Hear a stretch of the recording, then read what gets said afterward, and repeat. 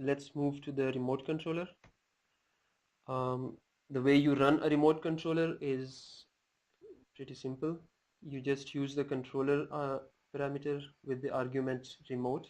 Okay. If you don't use it, the Mininet was using its default controller, which I told you is just implementing a simple switch that's forwarding based on the MAC addresses. But if you want to run a remote controller, then you use this controller remote argument. By default, it uses the localhost IP address and a port number 6633 and I think 53 or something like that. So those are the default ones that Mininet checks. And most of the controllers like Rio, Nox, Pox, all these controllers, they kind of run on these same IP and port. But if you want to set it, you can use this command, like you call remote and then give it the IP address and ports. Okay, this could be helpful. For example, if you want to run two different controllers, then of course you'll need to change the port or the IP of those, or if you're creating an actual network with a certain subnet, so you might need to change the IP addresses there. So you can do that like this. So if you go back here and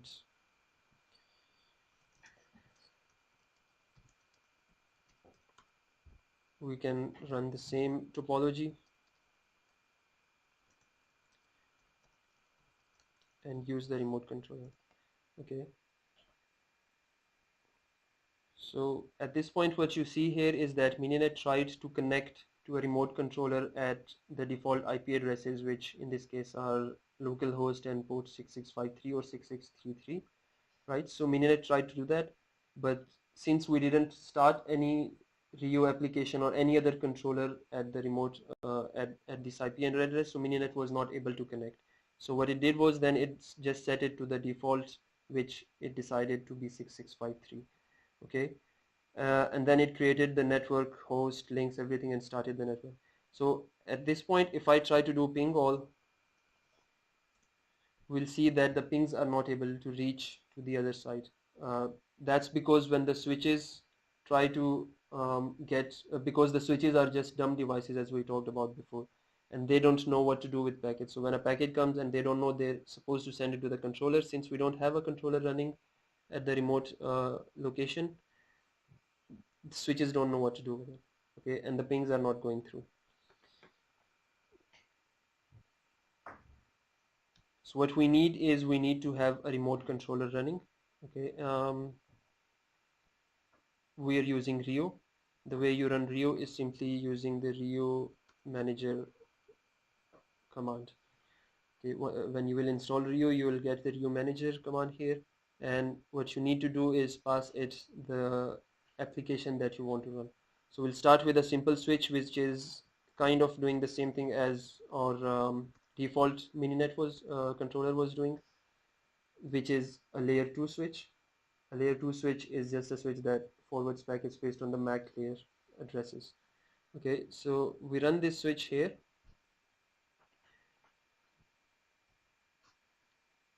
And then we go back to Mininet.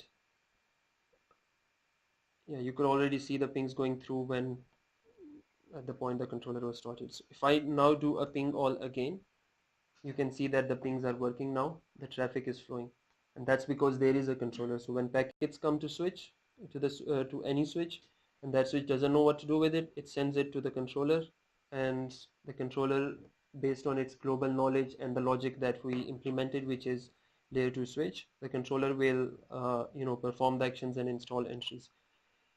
We'll take a look at how that's done in Rio. But that's how you run remote controller. We just added a controller and it knew that it can ping all of them, all that. It didn't know by itself. It went through different steps to reach to that decision. Of course, it's fast. You saw it happening right away, but there are the whole logic is running behind. And I'll go through the code of simple switch to show you how that's done. But before we do that, just a very quick look on OpenFlow Protocol. So as I mentioned before, it's to communicate between controller and the switches. It's done over a secure and usually a reliable channel. By default, it uses TCP. And then you have the different message formats that will be sent between the controller and the switches. Okay, what we're interested in is the flow tables. So each of the switch, it has flow tables in it, and the controller, based on its logic and based on its global view, will decide what entries to add in there, and then those entries will be added in the switch, and once it has entries, it will act upon those entries.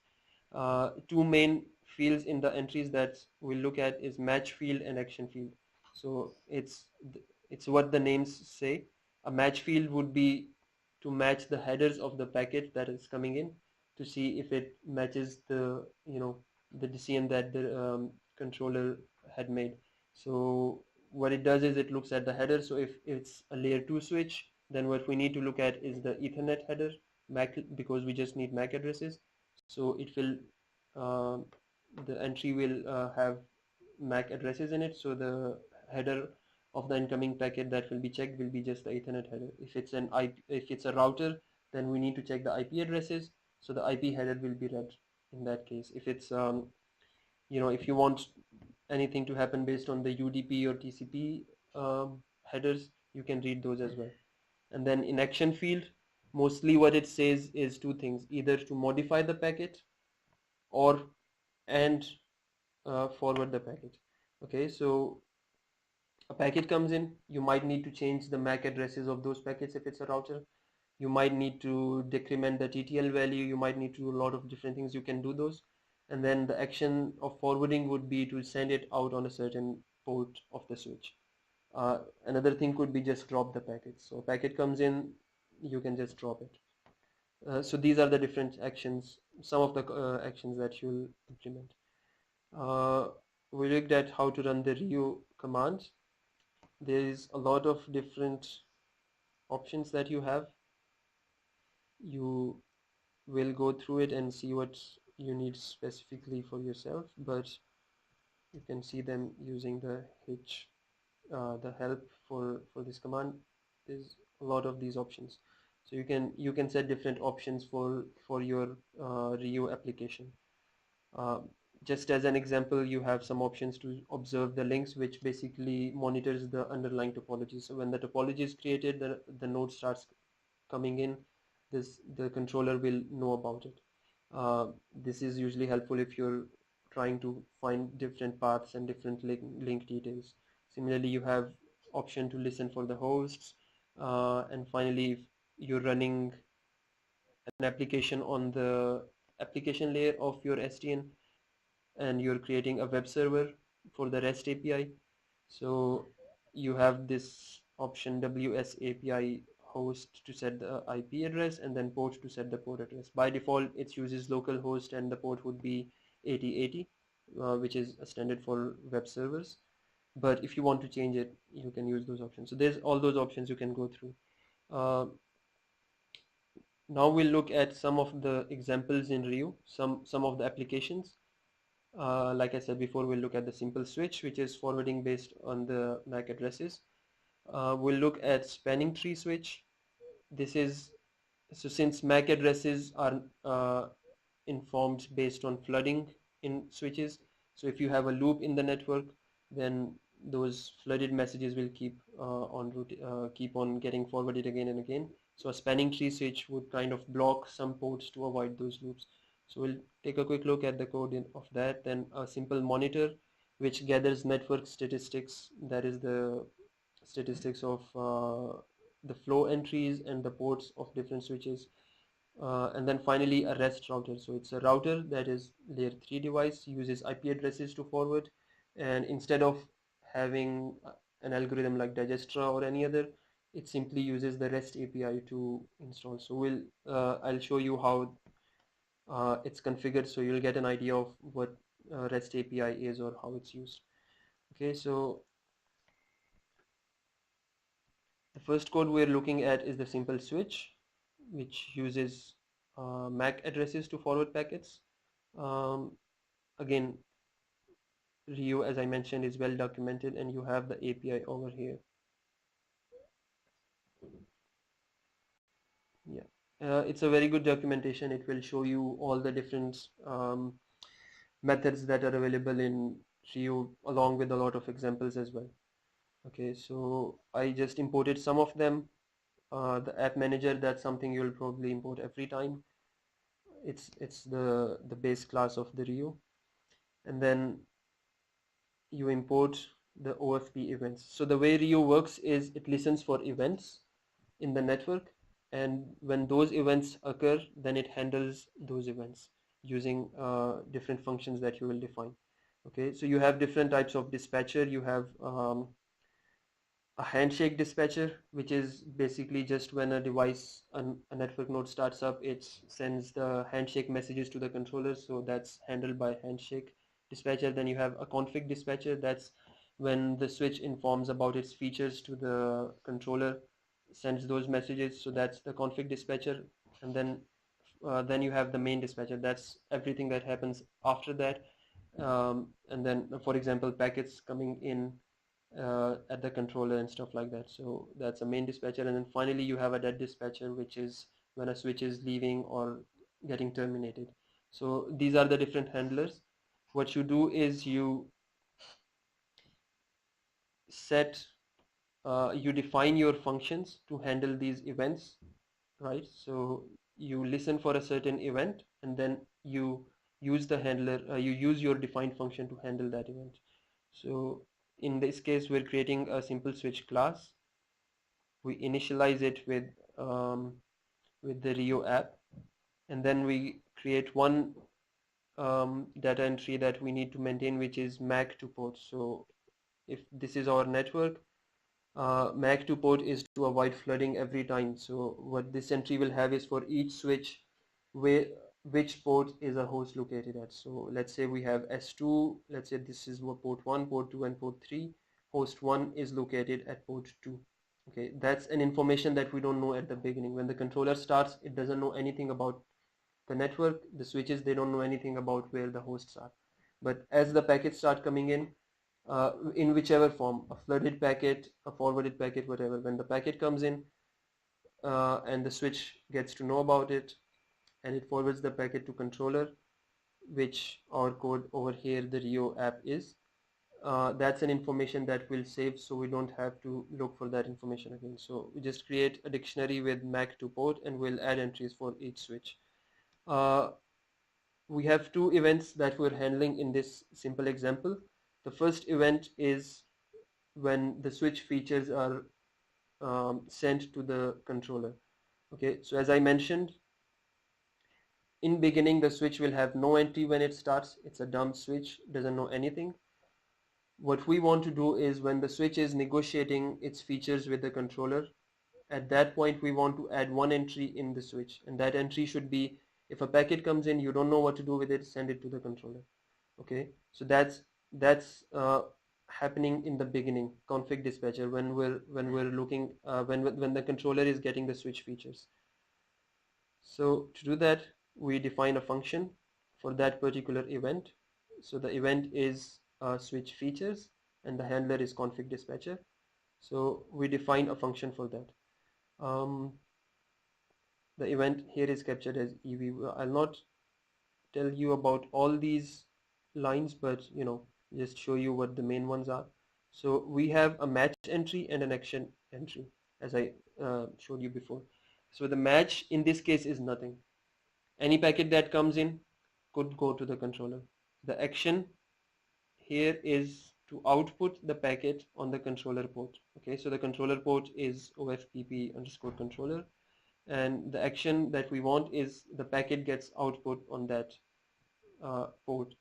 And then we call the add flow functions. It takes the data path, which is the switch. Data path is basically the switch that sent the message to the controller. We set the priority to 0. What it means is that this entry will be added with the lowest priority. That is, if nothing else, if the switch knows nothing else, then this is what it will do. And that's what we want. We want the packets to go to the controller when the switch doesn't know what to do with them. So the priority is set to 0. Then we have the match and the actions field here.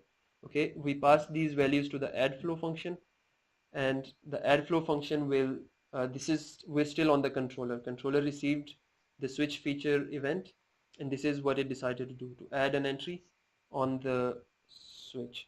Okay, so to quickly look at the add flow function, it creates a list of all the actions that were received.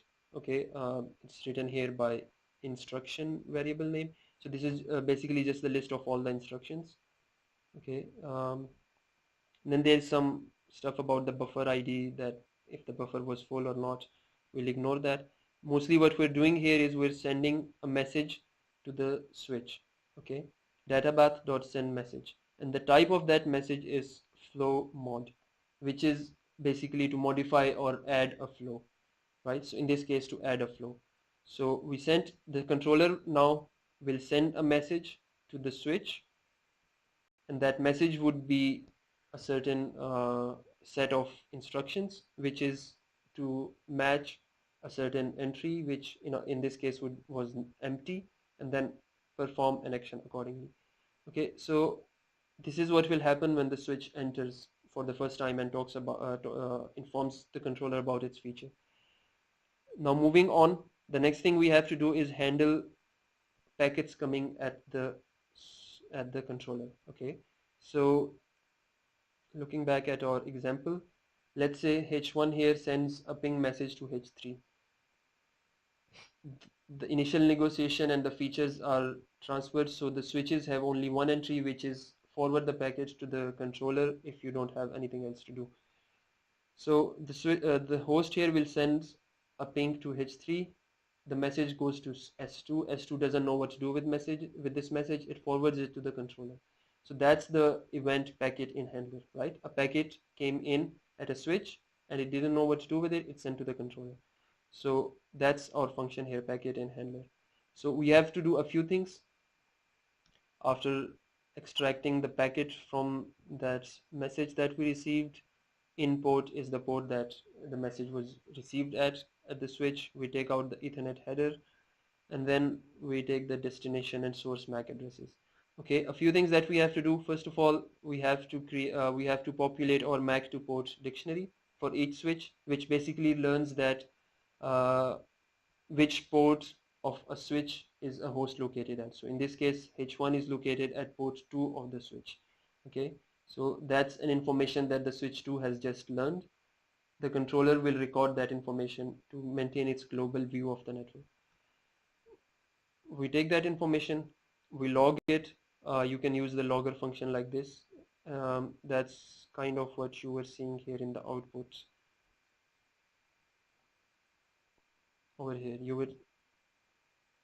these were the messages that the controller was displaying: packet in, and then the switch DP data path ID, which you wrote here, and then the source MAC address, destination MAC address, and the input. So that's just the message that it was displaying. It was done using the logger method here, logger class. Okay, so going back to the example, the controller received the message, but it doesn't know what else to do with it because it doesn't have any other information about the network. All it has learned so far is that switch 2, the port 2 of switch 2 is connected with H1. Okay, so what it does is, it's at this point, since it doesn't know what to do with it, it tells the switch to flood the packet, right?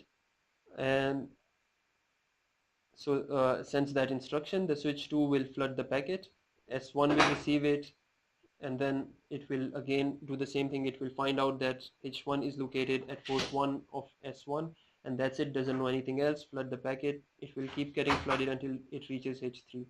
Once it reaches here and it sends a response, the packet goes back to S3. At this point, the controller knows where H1 is located, which port of S3 is it located at, right? So at this point, it can instruct the switch to install an entry. That is, if a packet is coming from H3 going to H1, arrives in at, let's say, port 2, then output that packet at port 1. Okay, that's at this point the controller can define a rule for that. So it will forward that message using again the add flow function that we defined above, and the switch will install that entry, and in addition it will tell it to forward. So these are a few of the lines that do all that. So you have this information. Okay, so you learned it using the Mac to port dictionary. So what you do is, if you know where the destination is located at for any particular switch, then you say the out port would be that port. Okay, so we know that H1 is located at port 1 of S3, so so we have to forward the packet at port 1.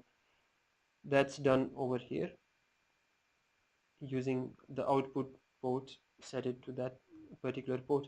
But if you don't know where the output port is, then the only thing you can do is flood the packet. Okay, so the output port in that case would be to flood it. Then the action now is to forward the packet at whichever port that we decided, one particular port or all the ports. Now we have two things to do: install an entry and forward the packet.